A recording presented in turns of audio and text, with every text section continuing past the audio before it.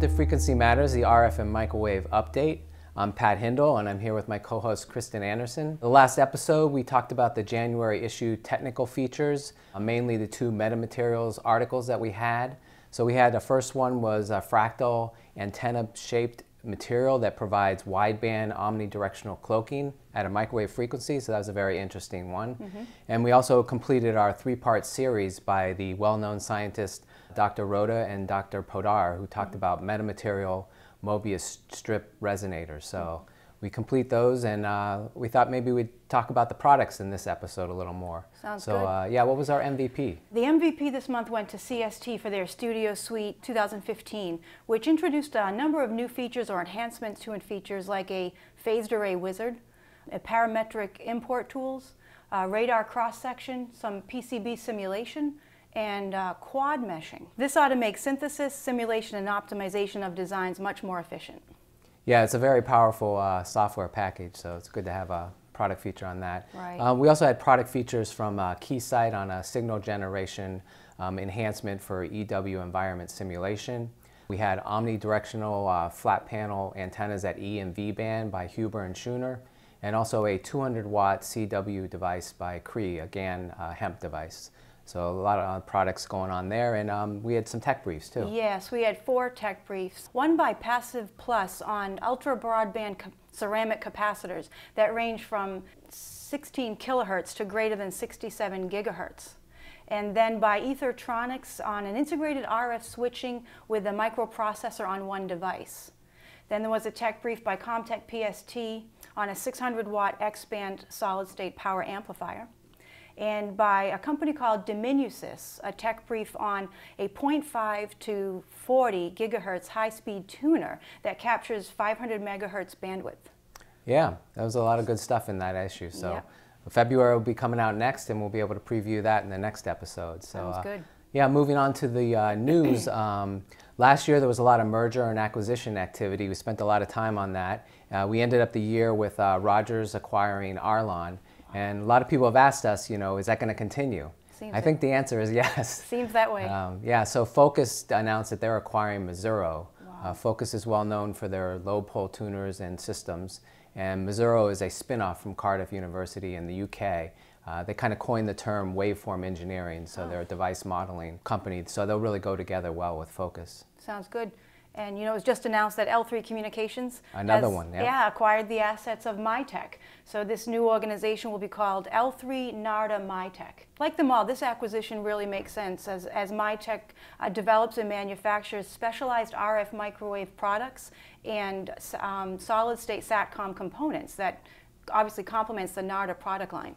So another fitting acquisition. Yeah, so we're only a few weeks into the year and we already have 2 more. Yeah. A continuing trend. Yep. Also, there were a lot of news last year about vehicle-to-vehicle communications and Internet of Things. So one thing that caught my eye was Audi announced that they have finished field testing of the NXP radio link system. Wow. So that's a chipset for vehicle-to-vehicle communications, and they were able to verify at speeds up to 500 kilometers per hour coming at each other, and up a distance up to 2 kilometers. So it looks like that system is ready to go. Wow, it's exciting. Yeah, I'm going to buy one. Yeah. Well, I don't know if I'll buy an Audi, but.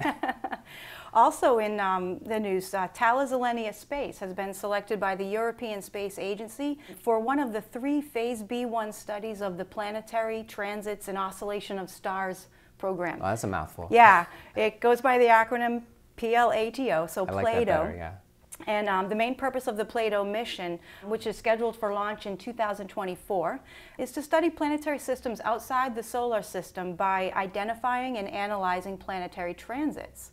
So Thales Alenia Space Italia will conduct this phase of the project by defining the system and subsystem aspects of the satellite, whereas Thales Alenia Space France will be providing the payload definition. Oh, sounds like a big program. Yes, exciting news for them. So moving on to events, we had some exciting news in EDI CON. I've spent the last month ironing out the conference program, so I'm really excited to talk about that.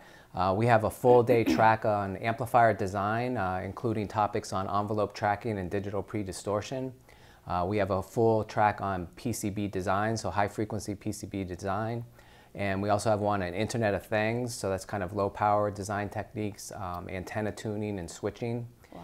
And we have one on radar, so a lot of analysis and testing of radar systems.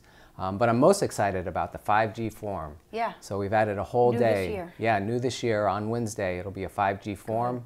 It'll kick off with a plenary session by China Mobile talking about their views and outlook on 5G. And we'll have a panel session followed that. And so we have a full day of sessions, including 10 sessions after that panel that will include topics such as massive MIMO, software-defined radio, and millimeter wave transceivers. So I'm really looking forward to that topic. Wow. Now this year the show is at the China National Convention Center. Correct, as opposed to the Beijing International. Yeah, we've expanded this year. So you're expecting a bigger crowd, obviously. All these topics are going to bring in.